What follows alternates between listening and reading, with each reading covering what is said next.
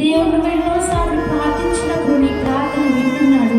నువ్వు చేసిన పాపాలు ఆయన దగ్గర ఒప్పుకుంటున్నప్పుడు ఆయన నిన్ను క్షమిస్తున్నాడు. మరి నువ్వెందుకు ఇతరులు క్షమించడానికి ఒప్పుకోవట్లేదు? నీ దేవుడు నేను క్షమించకపోతే ఈ రోజు నువ్వు ఏ పరిస్థితుల్లో ఉండేదాన్ని, ఏ స్థితిలో ఉండేదాన్ని, ఏ సిచ్యువేషన్లో ఉండేదాన్ని ఒక్కసారి జ్ఞాపకం చేసుకో. నీ ప్రార్థన ఆలకించి నువ్వేదో చేయమంటే అది ఆయన చేస్తున్నాడు కదా. మరి నువ్వెందుకు ఆయన మాట ఆలకించట్లేదు?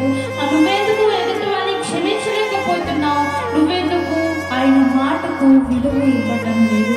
ఆయన ప్రార్థించిన వెంటనే నా కుమార్తె అడిగింది అని ఆయన ప్రేమతో చేస్తున్నాడు కదా. మరి ఆయన మాట్లాడినప్పుడు ఆయన మాట నువ్వెందుకు ప్రేమతో స్వీకరించట్లేదు?